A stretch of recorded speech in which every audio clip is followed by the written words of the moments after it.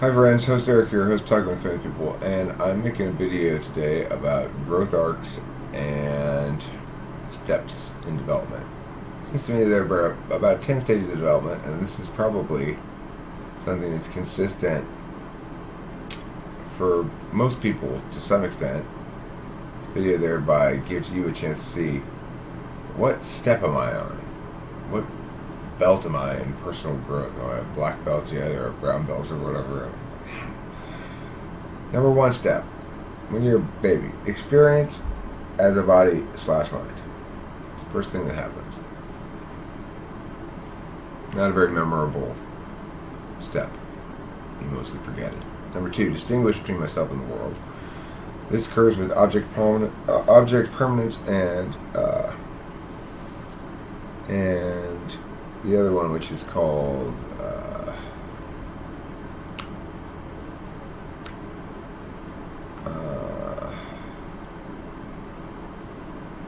I forget what the other one's called. Object permanence and shape constancy. That's what it's called. Shape constancy. That's basically how we distinguish between ourselves and things that are not us. In order to give things that are not us an identity or shape, we need to have both object permanence in order for it to be an existent identity across time, and we need to have shape constancy in order for it to be a consistent identity despite it looking different from different perspectives in space. Third step is make meaning about myself and others. In other words, learn language and begin using words to conceptualize the world or other symbolic representations, including images potentially, to provide yourself a metaphysical representation. In other words, to develop the language and grammar of the metaphysical ecosystem. Third step. This happens in early childhood, these first three things. All of them. Early childhood. The fourth thing. The natural state of affairs then is to use the will of the child to determine what the self is, to decide what it is, to say what it is,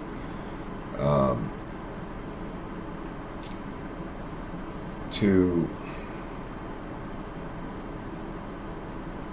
decide the stories that we tell ourselves, and that we try to make come true.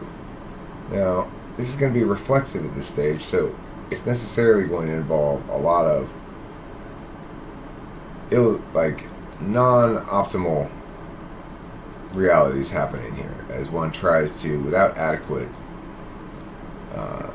I guess you could say, without adequate experience, knowledge, understanding, whatever, begins to try to say who they are without really knowing yet. They may have senses of some parts of who they are and not recognize when something's part of who they are versus who every human being is. They're going to presume things are universal that aren't, etc.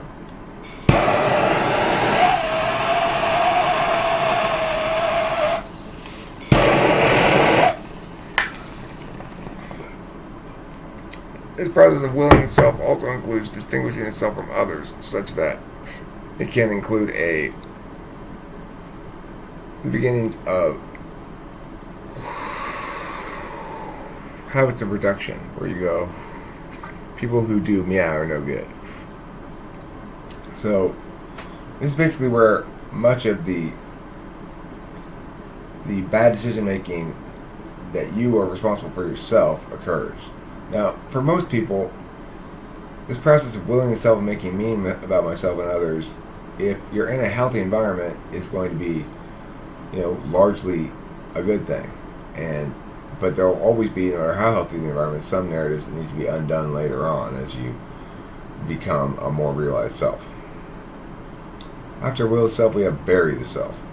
So the problem with willing the self without adequate understanding, without adequate maturity, when we're way too young to do anything about it, like when we're way too young to really make a decision, here we are deciding what we are, or our parents are trying to decide for us sometimes what we are, and who we are, and what we do, what we want to do, what we ought to do, what's acceptable, what's not acceptable, all that kind of shit.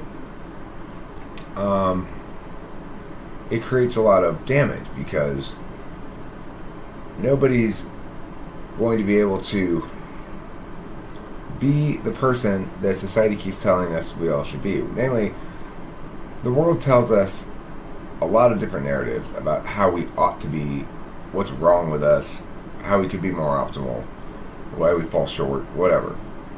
And it's almost impossible to emerge from these early stages without internalizing a lot of that shit that's not appropriate to us. Because our narratives aren't coming through to us through a frame that says, like cognitive functions, where you go, okay, well, this is appropriate and specific and relevant to you because of how you attend to things, and it's your experiences and your words and your whatever. Let's see what's going on here. Yeah! What's going on? Kimberly's been trying to reach you. Oh, okay, I'll call her. My phone is. I'm gonna charge it, I guess. Okay. Well, Jesus Christ. Who needs to chill the fuck out?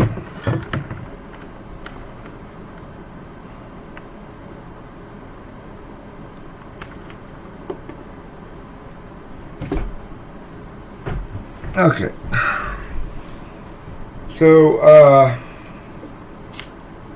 where was I? This process of burying the self occurs when, in the face of all of this ill-fitting narrative stuff, this ill-fitting ontology is being pushed upon us by a variety of external factors. Most people go through a phase of burying the self, which means they decide to ignore whatever it is and try to be what they think they're supposed to be, rather than what they are. And this takes lots of different manifestations, but mostly it has to do with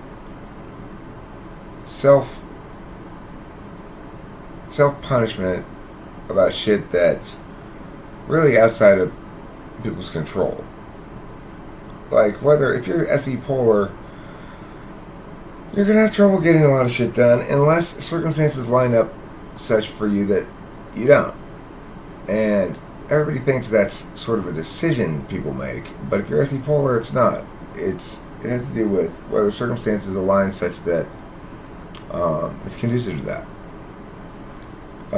So let's look next at, and people bury themselves in lots of different ways. Drugs, alcohol, bury themselves in their work, bury themselves in nihilism, bury themselves in ideologies of sorts, be it, race realism, as they call it, which is how any sort of like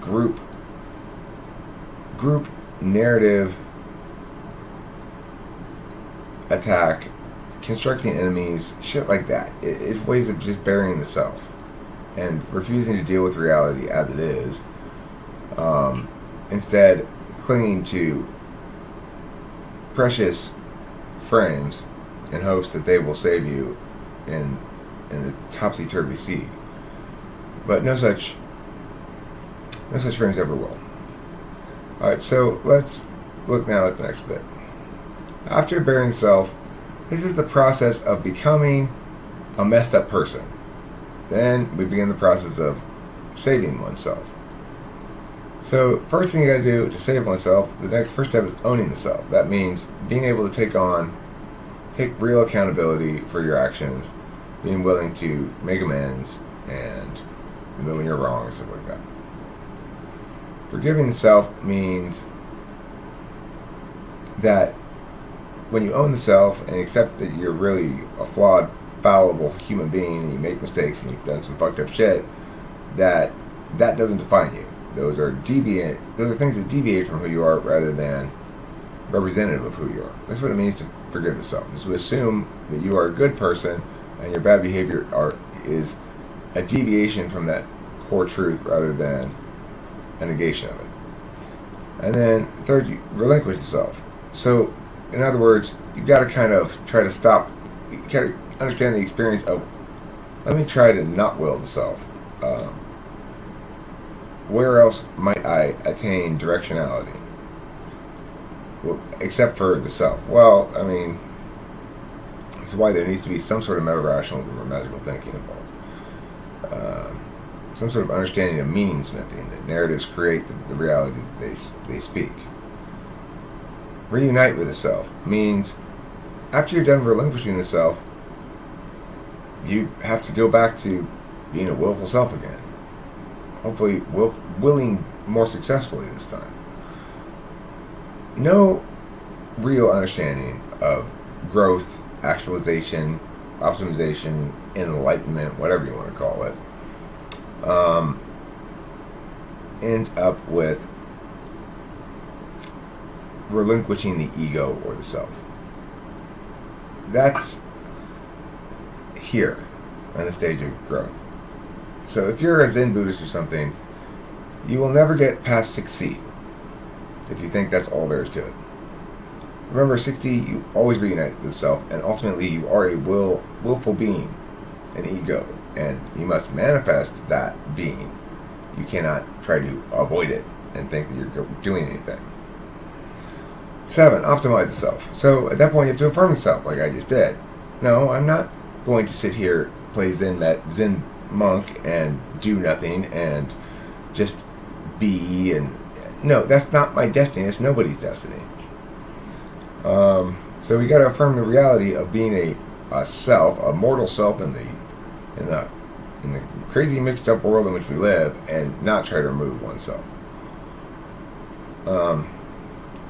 One of the first things that most people, though, who aren't Zen Buddhists or something, need to know about optimizing the self and affirming the self is there's nothing wrong with you. In other words, they need to reject all of this shit that they buried themselves in. Which fundamentally, one way or the other, is either saying there's something wrong with you, or is a defense mechanism against there being something wrong with you that you actually believe but don't want to acknowledge, you know? So, 7A is affirm the self. 7B, practice willfulness. You can and should do things. And it's important to choose the right things to do. Engage the slabs. That means you have to be actively considering slabical matters. That's part of the meta of rationalism, some manner of magical thinking that you can enable that roots the truths of moral agency in a universality beyond that which is TI defensible. To engage the slabs, you need to report, that is to say, your narratives can't be inconsistent with reality, although they can help to frame and shape it. You need to offer gratitude for the good things that occur to you. You need to seek forgiveness for the wrongs and sins and whatever you commit. You need to resolve to not commit those things again in the future. In other words, have a genuine intention to not go forth and sin no more. And you need to link back to the metaframe, whatever that is. If it's done properly, it ought to be your own destiny. Number 8, you need to learn the limits of the self. This is where I am, right here. I've learned some limits in my last relationship. I went into that relationship with Kimberly determined to do this successfully, along with this, to do this, affirm the self, but also to affirm Kimberly and make her more optimized. I was going to save her. Learn the limits of the self. I could not save her. I cannot save her. There's some people who can't be saved. And there's some circumstances in which your most earnest, best, and good, well-intentioned, and even, you might say, if you are careful, well-executed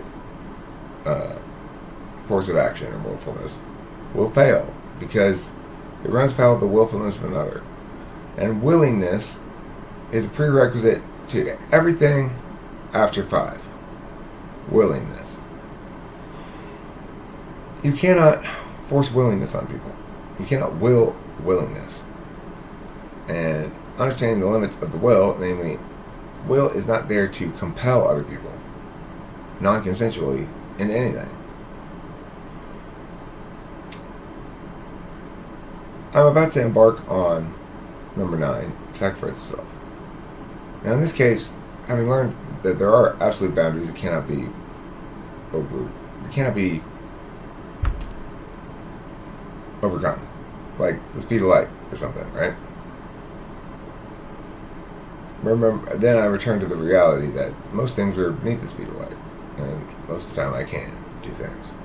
So sacrificing self for me means saving specific others successfully, having failed to save one specific other that I attempted to. And from my perspective, whatever.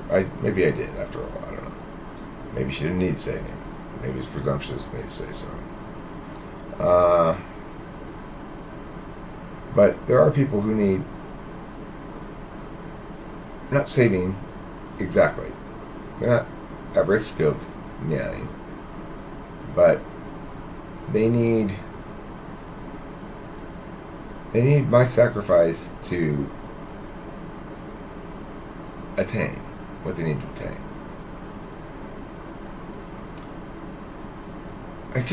If I were to be more specific, I'd say help. But if I were to be more FE conscious, I'd say help. But that's not what I feel like I mean. I mean save. Everybody's drowning a little bit. And there's some people in particular who are drowning in ways that I don't like. I want to save. And I need to do that. What does it mean I'm going to be sacrificing of myself? Well, I'm going to be sacrificing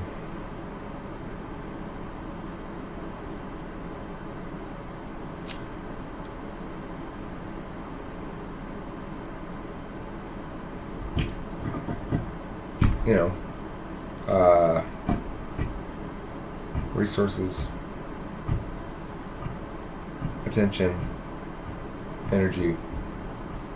Why is it a sacrifice? Well, from an interested calculus, it's probably, in the short term, obviously not in my interest.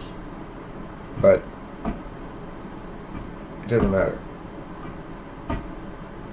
There's at least 3 matters I want to attend to here. Number 9, this upcoming year. No, really 5. I want to make sure Kimberly emerges on the other side of our breakup healthy, happy, ideally in a new relationship where she's able to love the guy and he loves her, financially not worried about losing her home or anything. I want to make sure she's okay. I want to make sure Spacey and Tori are self-sustaining via a business that we're putting together around typology. And that means investing in them. It means directing revenues that direction. That's fine. And lastly, well, not lastly, the people specifically I need to save, of course, are my mother and father. Now, they're needing to be saved in very different ways, particularly my dad. My mom's pretty well taken care of all the time by me and my dad. And my dad's happy to have me back here at my home, my childhood home. He needs another adult to talk to. And I'm here to make the rest of his life more joyful, less laborious, because the last couple of years have been pretty laborious for him, I think. And lastly, on this list of specific others, I need to make sure that Abraham gets to Norway successfully funded enough. So again, that's going to involve generating revenues and directing them. If I don't generate those revenues, then there's no fish to direct. So that means using my demonstrative TE, working with Spacey to make sure we're up and running smoothly, we have a good system in place, and doing what we can to maximize revenues. Now, in the process, I'm going to be garnering slab mana, which is to say, what you might call good karma. But more importantly, I'm going to be doing the prerequisite classwork that I need to fulfill my destiny. Number 10, this is about I think that everybody goes through this arc. I'm talking about it as though it's mine. It's everybody's arc, I think. They may express what these things mean in different ways, but I think this is the arc. Save everyone. I'm going to fulfill my destiny. Maintain broad utilitarian goods, change descriptive norms, teach them how to frame, restore integrity within the citizen democracy, be universally loved and respected, which is important to me as a third slot if you user. And lastly, of course, slay the puss. Well, we'll see about the last one. I mean, I'm kind of like, you know, Sarah's dance that she did for her song, from a song that I had Tracy sang on and Sarah did that dance. Man, that's a sexy dance. I was like, you know, fuck this whole like respect your neuroticism, Eric thing. Just go fucking. I want to slay some puss. Well, you know, it's in a moment when you're feeling that sort of urgency. But that sort of stuff. Anyway, that's it. Goodbye. I got to type in right now.